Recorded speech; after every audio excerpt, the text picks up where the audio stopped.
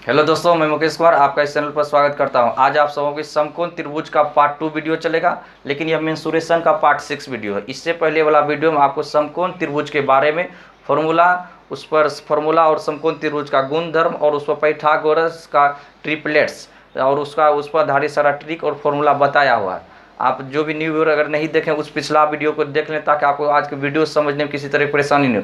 आज आप सबों के बीच समकोण त्रिभुज के बारे में, आपका अंतःवृत्त और परिवृत्त के त्रिज्या और क्षेत्रफल के बारे में समझें। समकोण त्रिभुज के अंतर्गत जब वृत्त खींचा जाता है तो उस वृत्त का किस तरह से त्रिज्या निकालेंगे और उसका क्षेत्रफल कैसे निकालेंगे, या बाहर से अंतःवृत्त में परिवृत्त का क्षेत्रफल कैसे निकालेंगे। इस टाइप का अक्सर क्वेश्चन आपका रेलवे एनटीपीसी का रहे, चाहे ग्रुप डी का रहे या फिर एसएससी का रहे, तो अक्सर इस टाइप का क्वेश्चन पूछा जाता है। तो आप ध्यान से समझिए इस टाइप का हम लोग कैसे क्वेश्चन समझेंगे। तो आइए हम लोग आज का प्रश्न आरंभ करते हैं। तो समकोण त्रिभुज, तो देखिए, यदि समकोण त्रिभुज के अंतर्गत वृत्त बनाया जाए तो अंतःवृत्त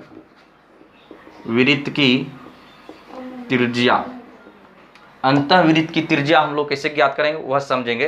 तो देखिए ध्यान से कि जैसे कि आपका एक समकोण त्रिभुज बना लिया। समकोण त्रिभुज बनाने के बाद इसके अंतर्गत एक वृत्त खींच दिया गया है। एक वृत्त बना लें। एक वृत्त बनाने पर समकोण त्रिभुज के अंतर्गत एक वृत्त बना लीजिए। यह जो आपका एक बड़ा से बड़ा वृत्त बनाइए,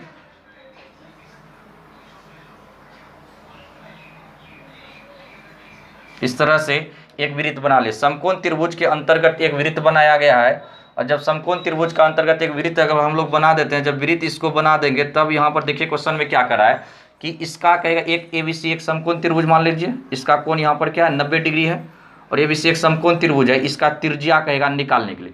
जैसे मान लीजिए कि आपका यह जो है ट्रिपलेट्स आपको बताए थे कि 3, 4, 5 समकोण त्रिभुज का ट्रिपलेट्स है। आपका 3, 4, 5 का ट्रिपलेट्स है। आपका 5 दे देगा, 12, 13 ट्रिपलेट्स है, 7, 24, 25 ट्रिपलेट्स है, 9, 40, 41 ट्रिपलेट्स है। ये सब इससे पर आधारित आपका पार्ट 1 वीडियो में ट्रिपलेट्स का बहुत सारा बताया, तो उसका कॉन्सेप्ट भी दिए थे, आप किस तरह से याद कर सकते हैं। आप उस वीडियो को भी देखें। ट्रिपलेट्स का आज हम लोग यूज भी करना बताएं किस तरह से। देखिए यहाँ ध्यान कि यह त्रिज्या दिया हुआ, और ये भी मान लीजिए ये भी त्रिज्या दिया है, ये भी त्रिज्या दिया है। तब मान यह आपका मान लीजिए समकोण त्रिभुज का ये 3, ये 4, ये 5 दे दिया है। कहेगा कि तब आपको दिया रहेगा अंतःवृत्त की त्रिज्या ज्ञात करें। ये आर कहेगा निकालने के लिए वृत्त का। जब वृत्त का त्रिज्या निकालेंगे तभी तो क्षेत्रफल आप निकाल सकते हैं। तो अब देखिए आपका, तो अंतःवृत्त की त्रिज्या बराबर होता है अंतःवृत्त की त्रिज्या।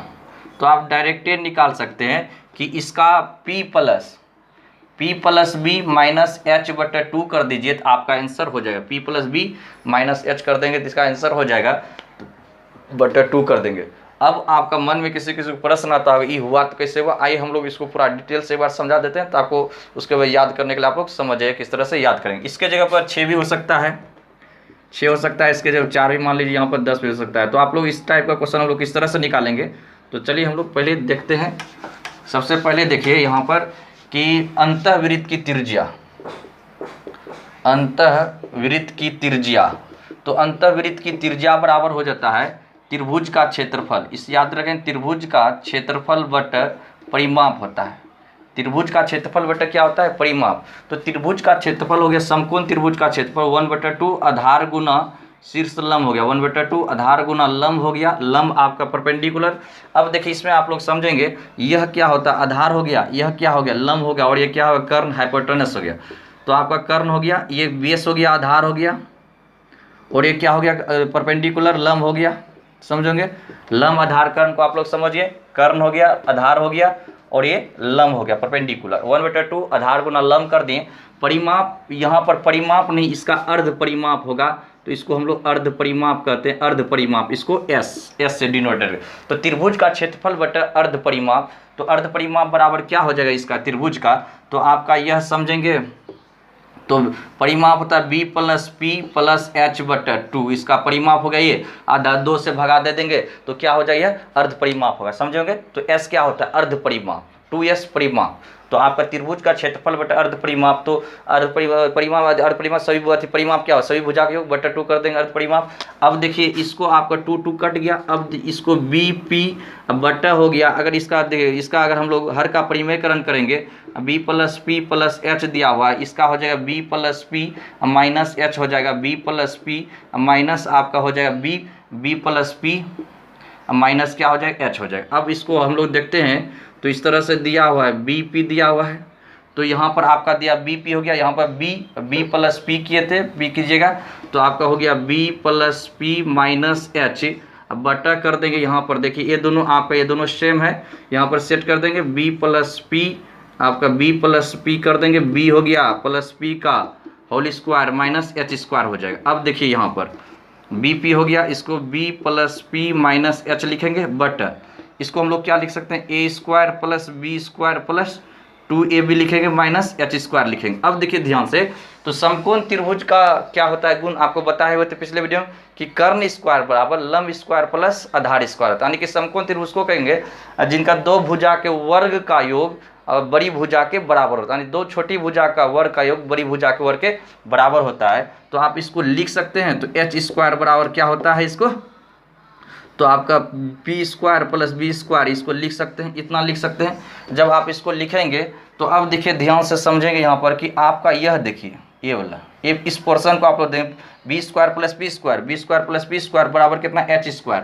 तो आप उसके जगह पर यहाँ पर सेट कर सकते हैं BP, यहाँ P प्लस आपका B हो गया, अब B + P - H बटा यहाँ पर सेट कर दीजिए, कितना है आपका लिखा H², तो H² सेट कर दिए प्लस 2BP - H²। अब देखिए H² कट गया, अब क्या बचा BP P + P - H बटा हो गया 2BP, यह देखिए ये दोनों भी कट गया, तो आपको क्या बचा, आपका P आपका बचा, यहाँ पर B है तो B दे, B + P - H बटा 2, तो आपको ये हो गया। तो अब प्रश्न उठता है कि आपको इतना याद रखना, इतना याद नहीं रखना है, आप इतना याद रखिएगा, ये सब आपको ये समझाएं कि होता कैसे है। लेकिन अब आपको ध्यान देना है कि इसको याद रखना है कि समकोण त्रिभुज का अंतःवृत्त की त्रिज्या बराबर होता है, समकोण त्रिभुज का अंतःवृत्त की त्रिज्या, समकोण त्रिभुज की अंतःवृत्त की त्रिज्या बराबर आपको याद रखेंगे, तो B + P - H बटा 2। इसका अर्थ हुआ क्या हो गया, आपको आधार हो गया, आधार प्लस लंब, अब माइनस कर देंगे, आधार प्लस लंब माइनस यहाँ पर क्या हो गया, कर्ण बटा 2 कर दीजिए, यहाँ पर कर्ण लिख दीजिए, थोड़ा बड़ा लिख दें, कर्ण बटा 2। इसको समझेंगे, इस फॉर्मूला को आप लोग याद रखेंगे कि आपका आधार प्लस लंब माइनस कर्ण बटा 2। आइए हम लोग इसका एग्जाम्पल लेते हैं, आप इसका स्क्रीनशॉट ले लें। आइए दोस्तों इसका एग्जाम्पल लेते हैं। एग्जाम्पल आपका यह NTPC परीक्षा 2016 में पूछा गया था। हम लोग NTPC परीक्षा 2016 में देखिए क्या पूछा था, किसी समकोण त्रिभुज की भुजाएं आपका लिखा हुआ था 6, 8 एवं 10 सेंटीमीटर है, तो अंतःवृत्त की त्रिज्या ज्ञात करें, अंतःवृत्त की त्रिज्या ज्ञात करें। तो अब देखिए कोई समकोण त्रिभुज दिया हुआ है, समकोण त्रिभुज दिया हुआ, ये आपका वृत्त खींच दीजिए, समकोण त्रिभुज है, इसका 6 और 8, 6, 8 दिया हुआ है, और ये कर्ण तो आपको 10 दिया हुआ है। तो अंतःवृत्त की कह रहा था, त्रिज्या कह रहा था, ज्ञात करने के लिए हम लोग किस तरह, यानी कि ये कह रहा था निकालने के लिए आपका R कह रहा था, R की दोनों सटाई आ रही है, तो R कह रहा था निकालने के लिए, आप कैसे निकालें। अभी आपको बताएं कि त्रिज्या जो हम लोग निकालते हैं अंतःवृत्त की त्रिज्या, तो अंतःवृत्त की त्रिज्या कैसे निकालते, ये दोनों को जोड़िए। तो फॉर्मूला बताए थे आपको कि P + B - H बटा 2, आपका यह देखिए 8 + 6 - 10 बटा 2, 814 में से 10 घटा देंगे तो आपका हो जाएगा 4 बटा 2 बराबर 2, तो 2 सेंटीमीटर। तो अंतःवृत्त की त्रिज्या आप लोग समझे होंगे कितना निकला, 2 सेंटीमीटर। तो इसको हम लोग दूसरा तरीका से भी बना सकते हैं, अगर आप ये समझ गए तो हम लोग इसको दूसरा तरीका से भी बना सकते हैं, या नहीं तो समझेंगे ध्यान से कि अंतःवृत्त की त्रिज्या अंतःवृत्त की त्रिज्या, अंतःवृत्त की त्रिज्या बराबर होता है त्रिभुज का क्षेत्रफल बटा अर्ध परिमाप। त्रिभुज का क्षेत्रफल 1/2, आधार गुना लंब कहिए 6, 6 गुना 8 बटा अर्ध परिमाप। अर्ध परिमाप मतलब परिमाप का आधा, जोड़िए 10 8 18, 18 6 कितना हो गया 24, 24 का आधा हो जाएगा अर्ध परिमाप।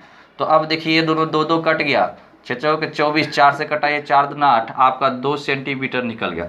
आप इस ट्रिक को याद रखें चाहे इसको याद रखें तो आपका आराम से बन जाएगा। इस पर आधारित आपका ये तो आपका ये इसका है समकोण त्रिभुज का, इससे आधारित आपका ये समकोण, इस पर समबाहु त्रिभुज का, समद्विबाहु त्रिभुज का भी इस पर आधारित एग्जाम में पूछा जाता है। आज आपको इसका समकोण त्रिभुज के बारे में बता रहे हैं, फिर नेक्स्ट वीडियो हम लोग समबाहु त्रिभुज सबको भी सिखा देंगे। चलिए, आपको उम्मीद है ये क्वेश्चन आपको समझ में आया होगा। देखिए और एक चीज़ ध्यान रखिएगा कि ये तो रेलवे में पूछा गया था एनटीपीसी परीक्षा में ये चीज़ निकालने के लिए, अगर आपको यह पूछ दे इसमें से क्षेत्रफल निकालने के लिए, जब वृत्त की त्रिज्या निकल गया तो वृत्त का क्षेत्रफल भी तो निकाल सकते हैं। तो अगर पूछे अंतःवृत्त या वृत्त का क्षेत्रफल तो पाई स्क्वायर होता है, तो पाई आर स्क्वायर, त्रिज्या 2 है, 2 का स्क्वायर 4, 4 पाई वर्ग सेंटीमीटर स्क्वायर 4 पाई, इसका आंसर हो जाएगा। समझेंगे? तो जैसा ऑप्शन पाई के रूप में नहीं है दिया हो, इस रूप में हम लोग करेंगे। चलिए हम लोग आगे देखते हैं। अगला समझेंगे, यदि समकोण त्रिभुज के शीर्ष से वृत्त बनाया जाए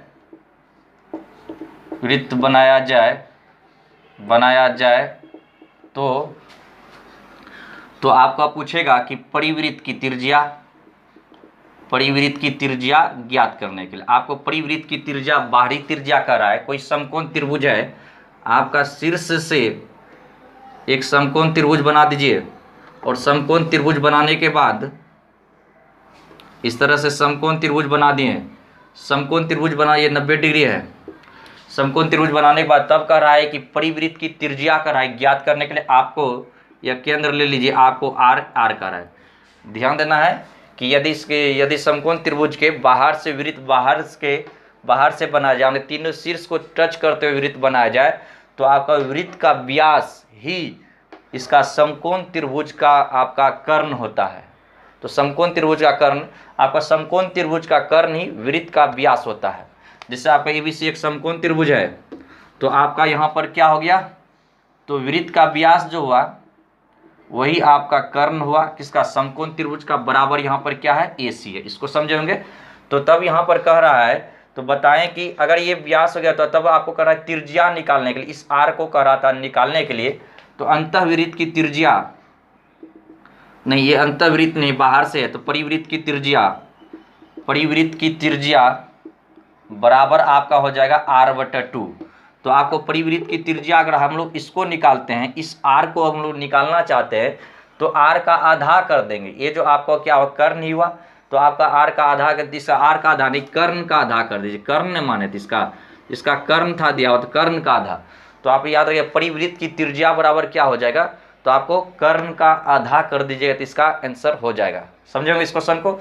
परिवृत्त की त्रिज्या, क्योंकि आपका समकोण त्रिभुज का जो बाहर से गुजरेगा, तो इसका केंद्र जो है किसका, वृत्त का जो केंद्र होता है समकोण त्रिभुज का, कर्ण का जस्ट इसका बीच वाला पॉइंट होता है, कर्ण का जस्ट बीच में जो होता है मध्य बिंदु कर्ण का, वही उसका वृत्त का आपका केंद्र होता है। इसको समझेंगे तो इसका मतलब व्यास बराबर कर्ण बराबर एसी हो गया, तो परिवृत्त की त्रिज्या बराबर कर्ण/2। देखिए एग्जाम में ये भी प्रश्न पूछा था, रेलवे के एग्जाम में, RRB group D, railway group D में आपका 2018 में क्वेश्चन पूछा गया था।